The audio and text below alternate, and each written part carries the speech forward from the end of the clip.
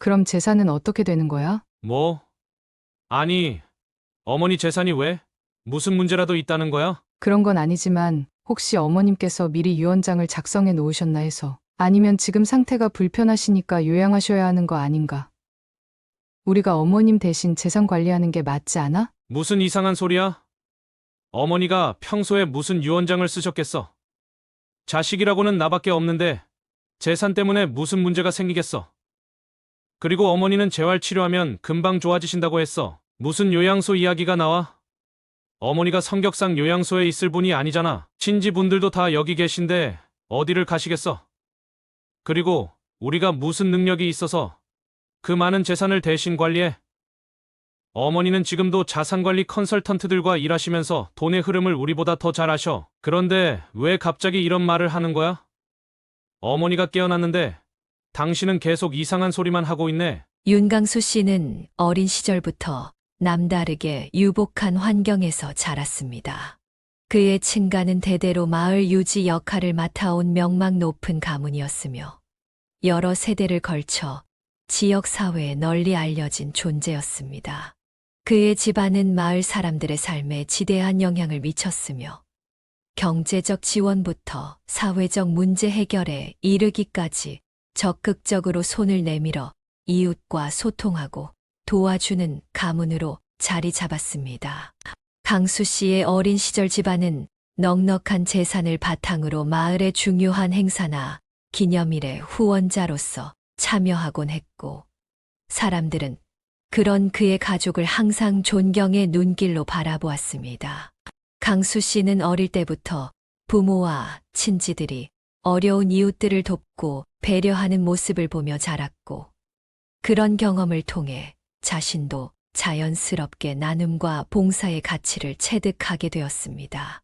친가에서는 항상 교육의 중요성을 강조했고, 그로 인해 강수 씨는 양질의 교육을 받으며 성장했습니다. 다양한 독서와 학습 기회가 그에게 제공되었고, 이에 따라 학업에서도 성취를 이루며 학창 시절을 보냈습니다. 이와 동시에 집안의 전통과 가풍을 중요하게 여기며 자란 그는 마을에 대한 깊은 애정과 자부심을 가지고 성장했습니다.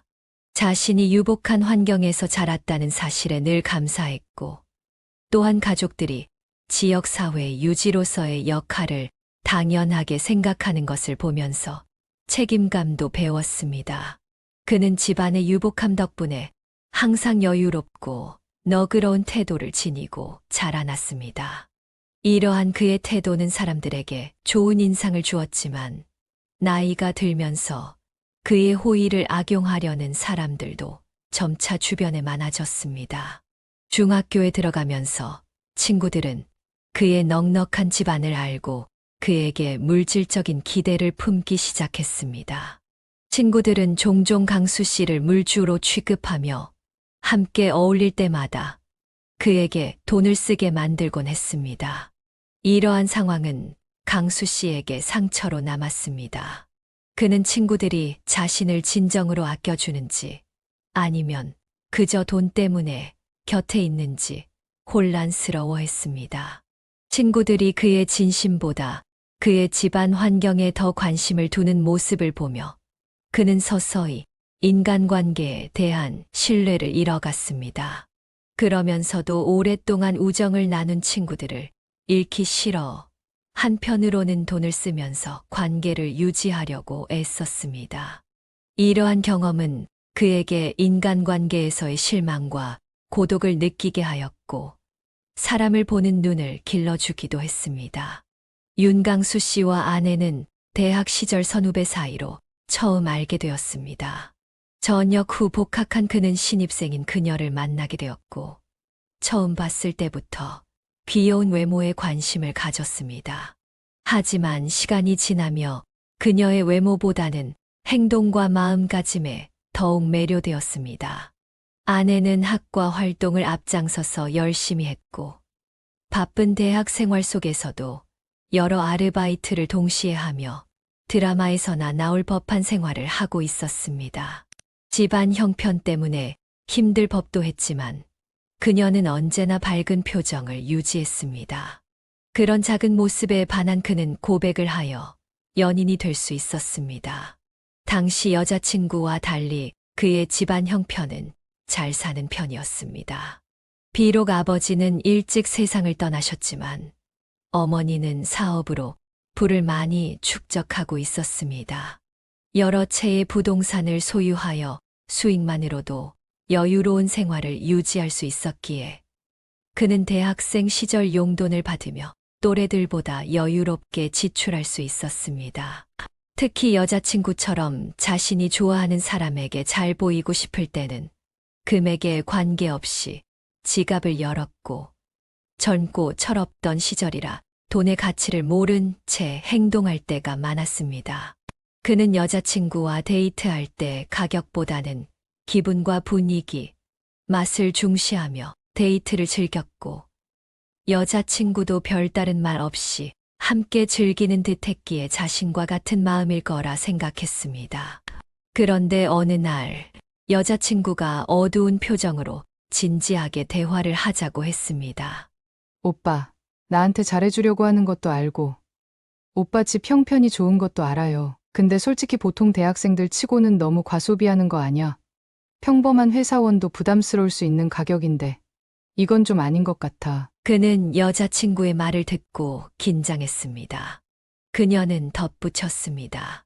특별한 날이라면 오빠가 기분 내고 싶어 하는 마음도 이해하겠는데, 평소에도 혼자 돈 많이 쓰는 건 나한테도 부담이야. 오빠한테 잘해주고 싶은데, 그럴 능력이 없잖아. 오빠가 데려가는 곳은 좋지만, 맞지 않는 옷을 입은 것 같아서 항상 긴장하게 돼. 앞으로 데이트 코스는 제가 알아서 짤 테니까, 오빠도 괜히 큰돈 쓰지 마. 그는 이별을 통보받는 게 아닌 것에 안도하면서도 여자친구의 말을 받아들이기로 했습니다. 이후 첫 데이트에서 그는 여자친구가 계획한 데이트를 함께하며 그녀의 근검절약 덕분에 돈을 거의 쓰지 않은 채 하루를 즐겼습니다. 쿠폰과 상품권을 활용한 데이트는 생각보다 즐거웠고, 이후로도 둘은 평소보다 훨씬 적은 돈으로도 행복하게 데이트를 즐길 수 있었습니다. 그는 점점 이런 데이트가 놀라울 정도로 만족스럽다는 것을 깨달았고, 행복의 척도가 돈에 있지 않다는 사실을 체험하게 되었습니다. 여자친구를 따라가며 점점 경제관념을 배워갔고, 바쁜 여자친구 덕분에 자연스럽게 자격증 준비에 집중할 수 있었습니다. 방학 동안에도 그녀가 아르바이트로 바쁜 탓에 그는 도서관에서 공부하며 시간을 보냈고, 두 사람의 만남이 더욱 소중하게 느껴졌습니다. 그는 또래 친구들과는 다른 경제관념을 가진 여자친구에게 더욱 끌리기 시작했고, 이때부터 결혼에 대해 진지하게 생각하게 되었습니다. 두 사람은 대학 졸업 후 취업을 하며 결혼을 목표로 함께 돈을 모으기 시작했습니다. 서로의 경제적 상황을 이해하고 결혼 준비를 둘만의 힘으로 해나가겠다는 계획을 세웠습니다. 그의 장인어른과 장모님은 결혼식 준비에 도움을 줄 수 없는 상황을 미안해하셨지만 그는 오히려 그들 앞에서 더 잘해드리고 싶다는 마음이 들었습니다. 비록 자식을 낳아본 적은 없었지만 자식이 결혼하는데 도움을 주지 못하는 부모의 마음을 윤강수 씨는 10분 이해하고 있었습니다. 그는 그 모습을 보고 오히려 더 적극적으로 괜찮다는 말을 전했고, 결혼식을 올리기 전부터 장인과 장모님께 도울 일이 있는지 챙겨드리며 지내게 됐습니다. 그의 어머니도 다행히 아내와 그의 뜻을 존중해 주었고, 아주 약간의 도움을 제외하곤 두 사람이 스스로 결혼식을 준비할 수 있게 해주었습니다. 그 작은 도움은 장인과 장모님께 드리는 선물로 일종의 예물 같은 것이었습니다. 그의 어머니는 이렇게 훌륭한 여식을 보내주셔서 감사하다는 마음을 담아 예물을 준비했습니다. 그 외에는 오로지 그와 아내의 발품과 능력으로 결혼을 진행하게 됐습니다. 그렇게 결혼 준비를 하던 중 또 한 번 아내의 경제관념을 깨닫는 일이 있었습니다. 집을 구할 때 대기업을 다니는 그보다 중소기업에 근무하던 아내가 모은 돈이 더 많았던 것입니다. 이 사실에 그는 자신의 소비를 되돌아보며 반성하게 됐습니다. 똑부러진 경제관념을 가진 아내를 그의 어머니가 좋아하지 않을 수가 없었습니다. 어머니는 항상 아내를 칭찬하곤 했는데 이는 아내가 큰 돈을 들이지 않고도 자신의 노력과 시간을 들여 정성스런 선물을 준비해 주기 때문이었습니다. 그 선물들은 기성품과 차이가 없었고 오히려 더 특별했습니다. 그런 며느리가 예뻐 보였던 그의 어머니는 아내를 데리고 다니며 선물을 사주곤 했습니다. 특히 명품을 사주려 했지만 아내에게는 그 명품 가방들이 그저 로고 하나 더 달린 가죽 가방일 뿐이었습니다. 그래서 그 비싼 가방을 아무데나 사용했고 받은 지 얼마 되지 않아 스크래치와 자국들이 남아 있었습니다. 그런 아내의 모습을 볼 때마다 그는 웃음이 나왔고 참 아내답다고 생각했습니다. 아내의 알뜰함 덕분에 그들이 집을 구매하고 나서 잔고가 거의 남아있지 않던 통장은 금세 다시 채워졌습니다. 물론 무조건 돈을 아끼기만 한 것은 아니었습니다. 아내의 처가댁 형편이 좋지 않았기에 그쪽에 도움을 주는 일이 많았습니다. 생활비가 부족하거나 병원비가 필요할 때 그는 기꺼이 도움을 드렸습니다. 또 그는 처형과 처남에게도 좋은 매제와 매형이 되고자 자주 선물을 하곤 했습니다. 보답이나 보상을 바란 것은 아니었지만 진심으로 고맙다는 말을 들을 때면 값비싼 선물보다 훨씬 값지고 큰 위안을 느꼈습니다. 그렇게 양가 가족과 어울리며 행복하고 순조로운 결혼 생활을 유지하던 어느 날 그의 어머니가 갑자기 쓰러지는 일이 생겼습니다. 다행히 외출 중에 쓰러져 병원으로 빨리 이송될 수 있었지만 신속한 조치에도 불구하고 그의 어머니는 의식을 잃고 말았습니다. 병상에 누워 계시는 날들이 길어지면서 어머니를 돌봐줄 사람이 필요하게 되었고 아내가 먼저 나서서 간병을 하겠다고 했습니다.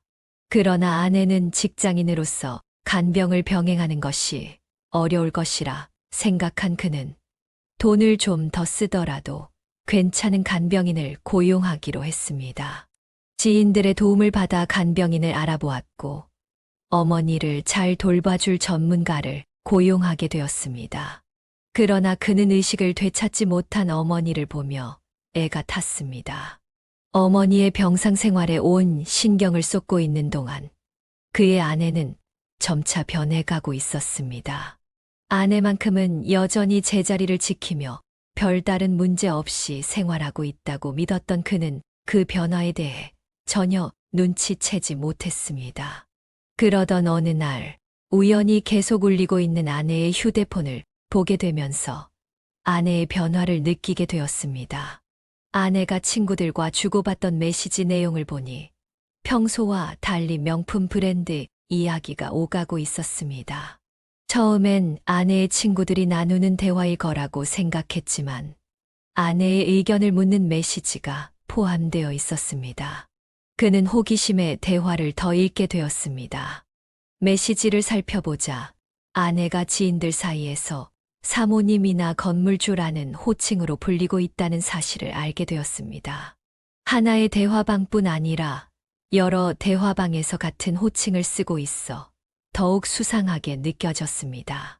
겨우 회사원인 아내가 왜 사모님이나 건물주로 불리는지 이유를 알고 싶었습니다. 그러다 윤강수 씨는 아내가 회사 직원들과 대화 중인 대화방에서 그 내용을 알게 되었습니다. 그 대화방은 아내가 다니는 회사 직원들과의 대화방이었는데 대화를 살펴보니 그의 어머니가 쓰러진 것을 걱정하던 직원들 중 한 사람이 그 재산을 받으면 단숨에 건물주 되는 거 아니냐? 라고 말하는 내용이 있었습니다.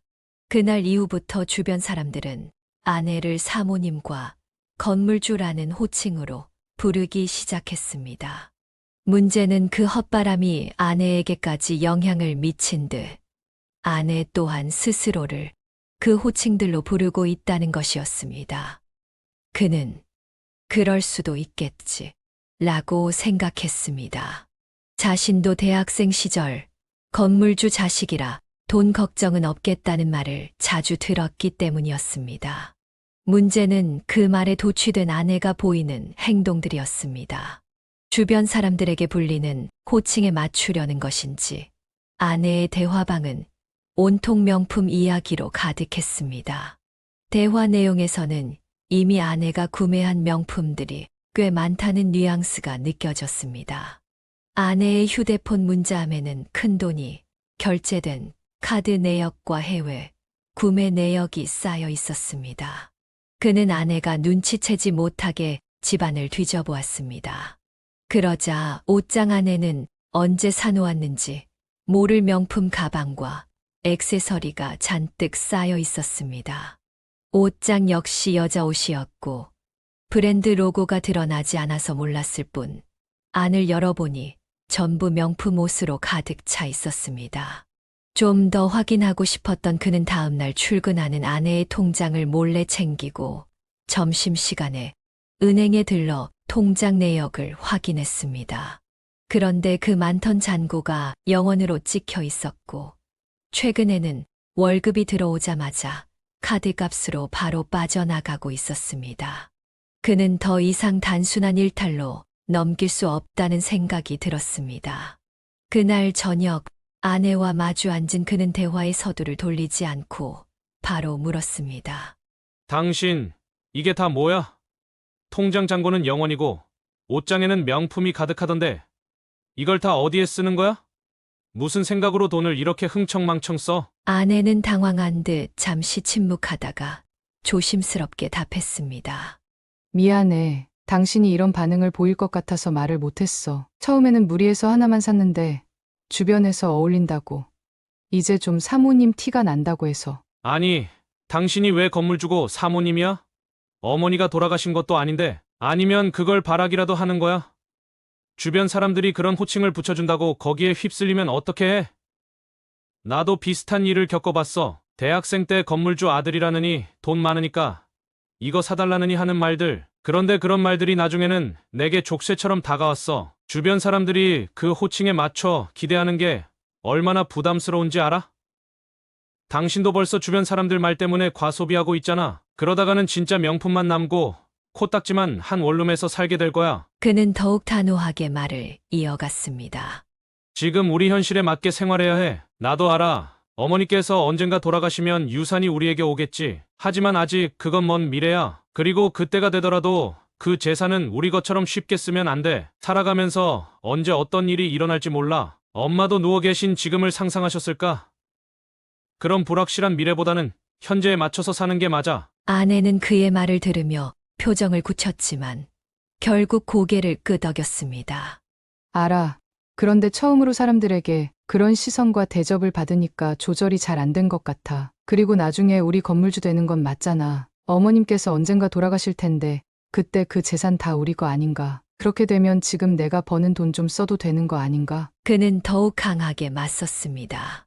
그런 재산은 먼 미래 얘기야. 지금 당장 우리 손에 있는 돈도 아니고 그때가 와도 허투루 써서는 안 돼. 그리고 솔직히 지금 당신 같은 사람과 평생을 살 자신이 없어. 현실에 맞게 살아가자. 그게 우리에게 맞는 삶이야. 아내는 그의 말을 이해하는 듯이 고개를 끄덕이며 다시는 과소비를 하지 않겠다고 약속했습니다. 혹시나 싶었던 그는 이외에 자신이 알아야 할 일이나 숨기는 게 더 있는지 아내에게 물어봤습니다. 아내는 더 이상은 없다고 대답했으며 그는 그 대답을 마지막으로 이번 일은 문제 삼지 않기로 했습니다. 아내와 충분히 대화를 나눴고 그에 대한 대답도 받았지만 처음 본 아내의 모습에 놀란 그의 마음은 쉽게 가라앉지 않았습니다. 집으로 돌아오는 아내의 손에 종이 가방이 들려 있을 때마다 내색하지는 않았지만 속으로는 놀랐습니다. 간간히 아내 몰래 집을 뒤져보며 그날 이후 늘어난 물건이 있는지 확인하기도 했습니다. 다행히 아내는 그날 이후 과도한 소비를 하지 않는 듯 보였습니다. 물론 그가 기억하는 아내와 비교해 볼 때 여전히 일반적인 사람들과 비슷한 소비를 하고 있었습니다. 그래서 그는 더 이상 소비에 대한 잔소리는 하지 않았습니다. 오히려 그는 특별한 날이면 명품까지는 아니지만 괜찮은 브랜드의 선물을 해주곤 했습니다. 혹시나 명품에 대한 갈망으로 금단 증상이 생기지 않도록 그 나름대로 아내를 배려하는 행동이었습니다. 그렇게 부부 사이에 작은 소란이 잦아들고 그들은 평범한 날들을 보내고 있었습니다. 모든 것이 제자리에 맞춰 돌아오는 듯 보였지만 그의 어머니만은 여전히 의식을 회복하지 못한 채 병원 침대에 누워 계셨습니다. 그는 어머니가 의지가 강한 분이니 언젠가 꼭 깨어나실 거라고 믿고 있었습니다. 그리고 그의 생각처럼 어머니는 마침내 의식을 회복하셨습니다. 그날도 평범하게 회사에서 일하던 그는 병원 간병인에게 연락을 받았습니다. 간병인은 어머니께서 의식을 회복하신 것 같아 의사와 간호사를 불렀습니다. 지금 병원으로 와주세요. 라고 전했습니다. 그는 전화를 받자마자 반차를 내고 병원으로 달려갔고 의식을 회복한 어머니와 마주할 수 있었습니다. 그는 마음으로는 어머니를 꽉 안고 싶었지만 이제 막 의식을 회복한 어머니에게 좋지 않을까봐 조심스럽게 손만 잡고 기쁨을 나눴습니다. 어머니는 침대에 누워 계시는 동안 시간이 많이 흐른 것과 쓰러지기 전후의 기억이 없어서 혼란스러워 하셨지만 그가 곁에 있음을 느끼며 점차 안정을 되찾아 갔습니다. 얼마 뒤 어머니는 몸 상태를 확인하기 위해 추가 검사를 받으러 가셨고 그는 혼자가 되자 아내 생각이 나 전화를 했습니다. 하지만 아내는 전화를 받지 않았습니다. 회사에 있는 아내가 연락을 받기 어려운 상황일 것이라 생각한 그는 문자를 남기지 않고 나중에 직접 알려주기로 했습니다. 어머니는 오랫동안 병상에 계셨기에 충분한 휴식이 필요하다고 생각한 그는 다음 날이나 그 다음 날 아내와 함께 어머니를 보러 오기로 마음먹었습니다. 어머니와 저녁 무렵까지 대화를 나누었고 피곤하시다는 어머니는 눈을 붙이셨습니다. 그는 집으로 돌아왔지만 아내는 아직 귀가하지 않았습니다. 퇴근을 했으면 집에 도착했을 시간인데 아까 전화도 받지 않았고 무슨 일이 있는 건 아닌지 걱정이 되었습니다. 막 전화를 걸려던 순간 현관 비밀번호가 눌리는 소리가 들렸고 아내가 들어왔습니다. 그는 기쁜 소식을 전하려고 현관으로 달려 나갔습니다. 많이 늦었네. 회사에서 일이 많았어. 그가 물었습니다. 아내는 회사에서 생산 공장 시찰이 있어서 좀 바빴어. 그런데 무슨 일 있어? 왜 이렇게 기분이 좋아 보여? 라고 답했습니다. 그래서 전화 못 받았구나. 좋은 일이 있어서 그래. 우리 둘이 한시름 덜게 된 아주 기쁜 소식이 있어. 우리 엄마 깨어나셨어. 낮에 간병하시는 분께서 전화 주셨는데 엄마가 의식을 회복하셨대. 그는 기쁨에 차서 말을 이었습니다. 회사에서 바로 병원으로 달려갔는데 정말로 깨어나신 거 있지? 아직 검사할 게 남았는지는 모르겠지만 오늘까지 한 검사에서는 큰 문제는 없대. 물론 아직 음식도 잘 못 드시고 근육도 많이 빠지셔서 힘이 없으시지만 일상생활에 필요한 근육은 금방 회복할 수 있대. 다만 뇌출혈 때문에 왼쪽이 좀 불편하시긴 하셔. 그래도 재활치료로 좋아질 수 있다니 얼마나 다행인지 몰라. 이제 우리도 마음 편히 지낼 수 있을 것 같아. 그동안 당신도 정말 고생 많았어. 당연히 그는 아내가 자신만큼 기뻐할 줄 알았습니다. 어머니가 병상에 누워 계실 때 아내는 자신보다 더 마음 아파하며 힘들어 했었기 때문입니다. 그러나 어머니가 깨어났다는 소식에 아내는 화들짝 놀라며 뜻밖의 질문을 던졌습니다. 그러자 아내는 뜻밖의 그럼 재산은 어떻게 되는 거야? 라는 말을 꺼냈습니다. 그는 당황하며 뭐? 아니, 어머니 재산이 왜? 무슨 문제라도 있다는 거야? 라고 물었습니다. 아내는 어색한 웃음을 지으며 말했습니다. 그런 건 아니지만 혹시 어머님께서 미리 유언장을 작성해 놓으셨나 해서. 어머님이 뭐든 철저하게 준비하는 성격이시잖아. 아니면 지금 상태가 불편하시니까 요양하셔야 하는 거 아닌가? 우리가 어머님 대신 재산 관리하는 게 맞지 않아? 그는 황당해하며 답했습니다. 무슨 이상한 소리야? 어머니가 평소에 무슨 유언장을 쓰셨겠어? 자식이라고는 나밖에 없는데 재산 때문에 무슨 문제가 생기겠어? 그리고 어머니는 재활 치료하면 금방 좋아지신다고 했어. 무슨 요양소 이야기가 나와? 어머니가 성격상 요양소에 있을 분이 아니잖아. 친지분들도 다 여기 계신데 어디를 가시겠어? 그리고 우리가 무슨 능력이 있어서 그 많은 재산을 대신 관리해? 어머니는 지금도 자산관리 컨설턴트들과 일하시면서 돈의 흐름을 우리보다 더 잘 아셔. 그런데 왜 갑자기 이런 말을 하는 거야? 어머니가 깨어났는데 당신은 계속 이상한 소리만 하고 있네. 그러나 아내는 그의 말을 듣기보다는 휴대폰을 잡고 무엇인가를 바쁘게 확인하고 있었습니다. 그는 아내의 비협조적인 태도에 당황하며 더 이상 말하지 않기로 했습니다. 그는 아내와 괜한 다툼을 피하고 그 시간에 어머니를 위해 도움이 될 방법을 찾는 것이 낫다고 생각했습니다. 방으로 들어가 인터넷을 검색하고 있었는데 갑자기 누군가가 현관문을 세게 두드렸습니다. 무슨 일인가 싶어 급히 현관으로 나가보니 처가 식구들이 모두 현관 앞에 모여 있었습니다. 그는 당황스러웠습니다. 어머니가 깨어난 것은 기쁜 일이지만 이렇게까지 온 가족이 들이닥칠 일인가 싶었습니다. 장인과 장모, 처형, 처남까지 온 식구가 그의 집으로 들어왔고 신발도 벗지 않은 채 그에게 달려와 다리를 붙잡고 절박한 목소리로 애원하기 시작했습니다. 윤서방, 우리 좀 살려주게. 자네와 사돈께서 도와주시지 않으면 정말 죽어. 장인은 다급하게 말을 이었고 그 뜻을 이해하기 어려웠지만 이들이 어머니가 깨어난 것을 축하하러 온 것이 아님을 느낄 수 있었습니다. 그는 상황을 파악하려 애쓰며 말했습니다. 장인어른, 장모님 우선 진정하세요. 제가 아내에게 들은 이야기가 없어서 무슨 말씀을 하시는지 잘 모르겠어요. 무슨 도움을 드리는 일이라 해도 무릎 꿇으실 일은 아니죠. 일어나세요. 처형도 민재야. 너도 그리고 여보, 도대체 무슨 일이야? 온 식구가 다 출동한 이유가 뭐냐고. 그러자 아내는 어렵게 입을 열었습니다. 그게 어머니께서 깨어나실 줄 모르고 우리 집안 재산 좀 늘려보려다가. 그러자 장인어른이 급히 나서며 설명하기 시작했습니다.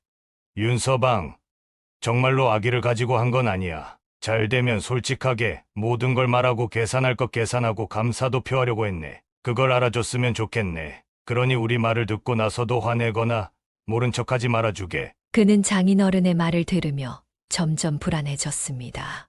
그러나 지킬 수 없는 약속을 할 수는 없었기에 그저 묵묵히 이야기를 듣기로 했습니다.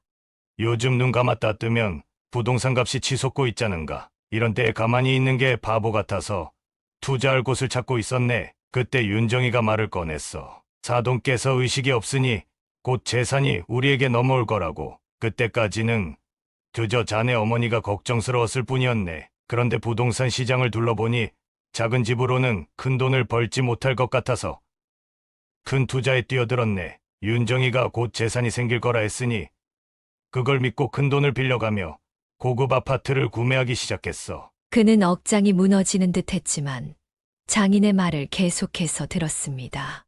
부동산은 오늘보다 내일이 더 비싼 법이라 지금은 빌려서 투자하는 게 유리해. 이자 비용은 당분간 우리가 가진 돈으로 막다가 자네와 윤정이가 받을 재산으로 갚으면 될 거라고 생각했지. 그때가 되면 자네도 이걸 투자라고 생각할 거라 믿었어. 안 되면 아파트를 팔아 남은 차익으로 해결해도 되니까. 그런데 그 계획이 자네 어머니가 깨어나시면서 무너진 거야. 미리 말 못한 건 정말 미안하네. 하지만 자네도 부동산 투자에는 이득이 있을 거야. 자네 어머니 재산 덕분에 우리 모두가 살아날 수 있지 않겠나? 그는 처가 식구들의 예상치 못한 행동과 그들의 재산 계획에 완전히 경악했습니다. 장인은 다급하게 말을 이어갔습니다. 자네가 사돈께 돈 좀 융통할 수 있게 우리를 대신에 잘 말씀해주게. 그러니까 저희도 자네 어머님께서 어떻게 되실 게 뻔하니 당연히 자네 부부가 재산을 상속이나 증여받을 거라 생각해서 그 돈을 믿고 무리한 투자를 했네. 미안해, 여보. 그런데 우리 아버지 말씀대로 투자라고 생각하면 되잖아. 어머님이 잘못 드실 거라 생각해서 그런 건 아니야. 그저 의식이 없으시니 그 돈을 놀리는 것보단 우리가 받을 줄 알았지. 내가 앞으로 진짜 잘할게. 이번 일만 해결되면 더는 돈 문제에 휘말리지 않을 거야. 이번이 처음이자 마지막이니까 도와줘. 당신이랑 어머님이 안 도와주시면 우리 가족 모두 길바닥에 나앉게 생겼어. 강수 씨는 아내와 장인, 장모님의 태도에 기가 막혔습니다. 도대체 금액이 얼마나 되길래 상환 걱정보다 이자 걱정을 먼저 하는 건지 궁금해졌고, 그래서 그는 우선 그 투자의 실체를 파악하고자 계약서를 보여달라고 요청했습니다. 그러자 그들은 조심스럽게 계약서를 건넸습니다. 그는 확인을 하고 나서 경악했습니다. 그들이 투자한 아파트는 고가의 아파트였고 그 거래 금액은 상상을 초월했습니다. 그는 처가 식구들이 받은 대출 내역을 살펴보았고 은행 대출은 물론이고 제2금융권 대출까지 받았다는 사실에 충격을 받았습니다. 하나같이 무리한 대출을 받은 그들을 보며 그는 상환할 금액 걱정보다 당장 다음 달 이자부터 걱정해야 할 처지라는 생각이 들었습니다. 그러나 대출금 외에도 남은 금액이 있었고 그는 이 돈이 어디서 나온 것인지 물었습니다. 대출은 그렇다 치고 남은 금액은 어떻게 마련하신 거예요? 이 돈도 적지 않은데 어디서 빌린 겁니까? 장인은 뻔뻔하게 웃으며 대답했습니다. 그건 우리가 가지고 있던 돈이네. 사실 자네가 생각하는 것만큼 형편이 어렵지는 않았어. 이 사람이나 나나 평생 돈 모으는 데만 신경을 썼고 큰 돈 쓰는 사람들도 아니니까. 윤강수 씨는 충격에 빠져 다시 물었습니다. 그럼 가끔씩 형편이 어렵다고 저한테 돈 달라고 하셨잖아요. 그건 뭐예요? 결혼할 때도 형편이 어렵다며 도움을 못 줄 것 같다 하셨잖아요. 장인은 당황하며 말했습니다. 미안하네. 평생 돈을 모으기만 하고 써본 적이 없어서. 그리고 자네 집안 형편이 좋다 보니 좀 더 도움을 받으려고 그랬지. 그래도 우리도 죽으면 그 돈이 윤정이에게 갈 거고 결국 자네에게로 돌아갈 거 아닌가. 자네가 준 도움 다 돌려받을 거야. 앞으로는 나도 자네와 사돈께 성의를 표하며 살겠네. 이해해주게. 윤강수 씨는 말이 나오지 않았습니다. 그는 처가 식구들이 감춰온 속내를 이제야 알게 된 듯 했습니다. 자신과 어머니를 단순히 호구로 생각하며 모든 지원을 당연하게 받아들였다는 생각에 분노가 치밀었습니다. 그들은 살아계신 그의 어머니를 마치 내일이라도 돌아가실 사람처럼 여기고 그 재산을 마치 자신들의 것처럼 당연시하며 온갖 계획을 세웠다는 점에서 실망을 넘어서 배신감을 느꼈습니다. 장인은 그에게 다시 애원했습니다. 미안하네. 그래도 같은 가족인데 좀 이해해주고 도와주게. 도움이라고 생각하지 말고 투자라 생각해도 좋고 앞으로는 이렇게 패 끼치지 않음세. 그러자 윤강수 씨는 차갑게 대답했습니다. 정말로 가족이라 생각했으면 어머니 재산을 믿고 아파트 투자를 할 때 왜 제게 상의도 안 했습니까? 이제 와서 일이 틀어지니 가족이라며 책임감을 느끼게 만드시는군요. 그리고 이건 제 돈이 아닙니다. 제 어머니 돈이에요. 지금 여기 있는 사람들 다들 정신 나갔습니까? 이제껏 어머니와 제가 준 도움을 생각했다면 이런 말을 쉽게 꺼내지 못했을 겁니다. 제 도움 없이도 해결책을 찾으시길 바랍니다. 오늘 제 대답이 변수라고 생각하고 알아서들 해결해 보세요. 그는 더 이상 이들과 말을 이어갈 가치가 없다고 판단했습니다. 장인은 다급하게 말을 이어갔습니다.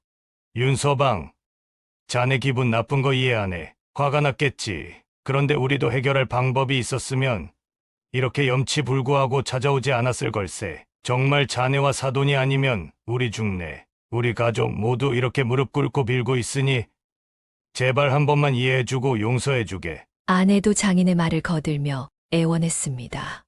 여보, 아빠가 저렇게까지 말하잖아. 다른 사람들도 괜히 말이 섞여서 복잡해질까봐 아무 말 안 하는 거지. 생각은 다 똑같아. 나도 마찬가지고 정말 잘못했으니까 이번에만 좀 부탁해. 당신 생각해봐. 우리 가족이 모두 길거리에 나앉아 죽어가는데 나는 제정신으로 살아갈 수 있을 것 같아. 사랑하는 아내가 미쳐가는데 당신은 옆에서 마음이 편할 것 같아. 나중에 화 풀릴 때까지 뭐라고 해도 좋으니까 이번 일만 도와주겠다고 말 좀 해줘. 그러나 윤강수 씨는 차갑게 웃으며 대답했습니다. 웃기고 있네. 내가 그때까지 왜 내 옆에 있을 거라고 생각해? 이윤정, 내 잘못이 없다고 생각하는 거야? 이건 너랑 너희 가족들이 벌인 짓이야. 내가 너 명품으로 미쳐 있을 때 분명히 말했지. 우리 형편에 맞게 살자고. 그런데 그 일이 끝난 지 얼마나 됐다고 또 이런 사건을 만들어? 이 모든 게 다 내 머리에서 나온 생각이잖아. 우리 엄마를 곧 죽을 사람으로 만들지 않았어도 이런 일이 생겼겠냐? 그는 한숨을 쉬며 이어 말했습니다. 우리 모자가 안 도와줘서 내 가족들이 길바닥에 앉아 죽어가는 게 아니라 내가 직접 내 손으로 가족들을 죽이는 거라고. 쓸데없는 일에 힘 빼기 싫으니까 이제 다들 여기서 그만해. 이윤정, 너는 이혼할 준비나 하고 있어. 내일부터 바로 변호사 만나서 이혼 소송 준비할 거야. 그제서야 아내와 처가 식구들은 투자니 가족이니 하는 말을 집어치우고 살려달라고, 용서해달라고 그의 바짓가랑이를 잡기 시작했습니다. 그들의 말은 한심하기 그지없었습니다. 이제까지 자신을 속여왔다는 사실을 알게 된 그는 그들이 저지른 짓을 스스로 해결해야 한다는 결심을 굳혔습니다. 그는 간단히 짐을 챙기고 집을 떠났습니다. 다음 날 점심시간에 그는 변호사를 만나기 위해 회사를 나섰습니다. 그러나 회사 앞에는 아내와 처가 식구들이 기다리고 있었습니다. 마주치기 싫었던 그는 주차장을 통해 건물을 나와 변호사를 찾아갔습니다. 그 후로 처가 식구들과 아내는 그와 어머니가 있는 병원까지 찾아와 무릎을 꿇고 용서를 구했지만 그는 단 한 번도 눈길을 주지 않았습니다. 아내는 어떻게든 이혼을 막으려 했으나 결국 법정 판결에서도 그를 붙잡지 못했습니다. 윤강수 씨는 아내와 이혼했고 다시 원래 살던 집으로 돌아왔습니다. 이혼에 대한 후회는 전혀 없었고 오히려 후련함만이 가슴 깊이 자리 잡았습니다. 사람들은 이혼의 충격이 당장 느껴지거나 시간이 지난 뒤에 찾아온다고 하지만 그는 이혼한 다음 날부터 평소와 같은 날들을 보낼 수 있었습니다. 그만큼 처가 식구들과 아내에게 받은 배신감이 컸던 것입니다. 그는 후련했지만 다른 감정은 전혀 느끼지 않았습니다. 현재 그는 어머니와 여행을 다니고 친구들과 어울리며 다시금 평온한 일상을 보내고 있습니다. 연애는 아직 마음에 드는 사람이 없어 하고 있지 않지만 아쉬울 건 없다고 생각했습니다. 얼마 전에도 처가 식구들과 아내가 찾아와 도움을 요청했지만 그는 경찰을 불러 그들을 쫓아냈습니다. 부동산 가격이 떨어지며 난리가 난 이 시기에 그들은 고가의 아파트를 샀으니 상황은 점점 더 나빠질 뿐이었습니다. 윤강수 씨는 이제 자신의 인생에만 집중하려 했습니다.